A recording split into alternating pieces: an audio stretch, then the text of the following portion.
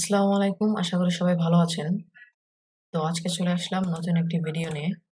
তো আজকে আমি আপনাদেরকে দেখাবো আমাদের কম্পিউটার মাঝে, মাঝে স্লো হয়ে যায়। তখন কিন্তু কাজ করতে অসুবিধা হয়। যেমন অনেক প্রোগ্রাম ফাইল ওপেন করতে গেলে বা অনেক কাজ করতে গেলে, ভিডিও এডিটিং করতে গেলে কিন্তু অনেক সমস্যা হয়। তো কম্পিউটারটা অনেক ক্ষেত্রে অনেক বেশি স্লো কাজ করে। তো সেক্ষেত্রে কি করবেন?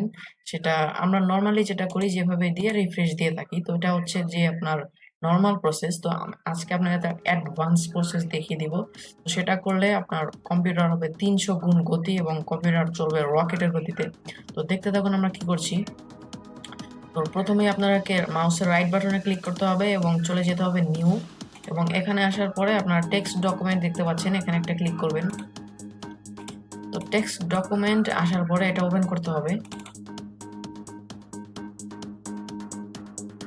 তো এখানে আমি কিছু কোড টাইপ করব, মনোযোগ সহকারে দেখবেন। প্রথমে আমি এখানে লিখব ইকো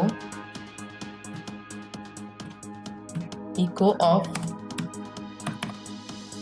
তারপর কিবোর্ড থেকে এন্টার প্রেস করে নিচে চলে আসব এবং এখানে লিখব সিডি স্ল্যাশ, তারপর আবার কিবোর্ড থেকে এন্টার প্রেস করে নিচে চলে আসব এবং এখানে লিখব ট্রি। এরপরে কিবোর্ড থেকে এন্টার প্রেস করে আবার নিচে চলে আসব এবং এখানে আপনাকে লিখতে হবে আপনার কম্পিউটার যতগুলো ফাইল ড্রাইভ আছে, তো সেই ফাইল ড্রাইভের নাম লিখতে হবে। তো আমি চলে যাচ্ছি দিস পিসি। তো এখানে দেখতে পাচ্ছেন আমার 3টা ড্রাইভ আছে, লোকাল ডিস্ক ডি, সি এবং ই। তো এই 3টার নাম আমি লিখবো, যতগুলো ড্রাইভ থাকবে ততগুলোর নাম কিন্তু লিখতে হবে। তো এখানে আমি লিখছি, এন্টার প্রেস করে নিচে আনার পর এখানে আমি লিখছি প্রথমে সি, তারপর ক্লোন, এরপর এন্টার প্রেস করে নিচে যাচ্ছি, লিখবো ট্রি, তারপর আবার এন্টার প্রেস করে নিচে যেতে হবে এবং এখানে লিখবো আমি ই, তারপর ক্লোন দিয়ে দিচ্ছি এবং তারপরে এন্টার প্রেস করে নিচে যাব, এখানে লিখবো আমি ট্রি। সেম প্রসেস ভাবে এখানে লিখবো আমি ডি এবং ক্লোন, এবং তারপরে সর্বশেষ আপনার লিখতে হবে এখানে ট্রি, সরি ট্রি।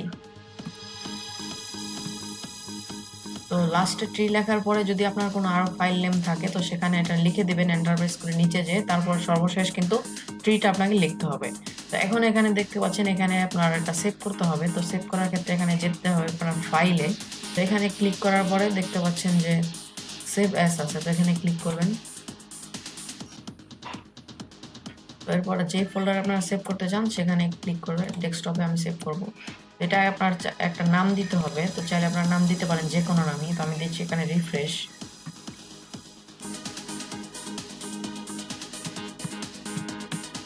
তো রিফ্রেশ দেওয়ার পরে একটা ডট দেবেন, যে নামটাই দিবেন লাস্টে একটা ডট দিয়ে বিএটি এ লেখাটা লিখবেন এবং এখানে কোনো ধরনের কোনো স্পেস ইউজ করবেন না, তাহলে কিন্তু এক্সটেনশনটা কাজ করবে না।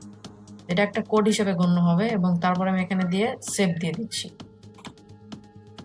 তারপর এটা ক্লোজ করে দিচ্ছি। তো তার আগে দেখতে পাচ্ছেন এখানে কিন্তু রিফ্রেশ নামক একটি আপনার ফোল্ডার ক্রিয়েট হয়েছে। এটা ক্লোজ করে দিই, এটাও ক্লোজ করে দিতে পারেন চাইলে। তো এই ফোল্ডারটা এটাতে কিন্তু একটি মাত্র ক্লিক করলেই, সরি, দুইটা ক্লিক করলেই আপনার কম্পিউটার একদম রিফ্রেশ হয়ে যাবে পুরো। তো আমি দেখাচ্ছি, দেখুন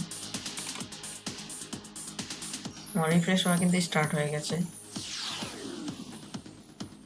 কয়েক সেকেন্ডের মধ্যেই পুরো কম্পিউটারটা আমার যতগুলো ফাইল আছে, যত যা কিছু আছে সব কিন্তু একবার রিফ্রেশ হয়ে যাবে।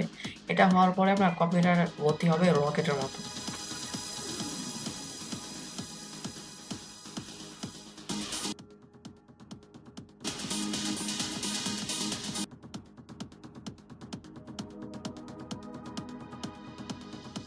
তো দেখতে পাচ্ছেন আমার রিফ্রেশটি কিন্তু হচ্ছে এখানে।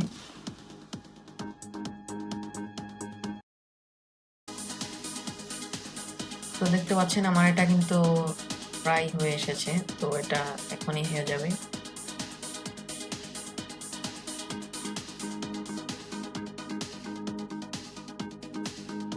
সো ফাইনালি আমার কিন্তু রিফ্রেশটা কমপ্লিট, দেখতে পাচ্ছেন এটা কিন্তু লাস্টে চলে এসেছে।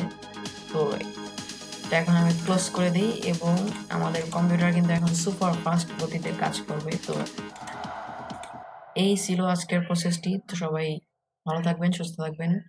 এটা করার পরে কিন্তু সত্যি আপনার কম্পিউটারটা রকেটের গতিতে কাজ করবে। কাজ করে দেখবেন বিশ্বাস না হলে। তো সবাই ভালো থাকবেন। আল্লাহ হাফেজ।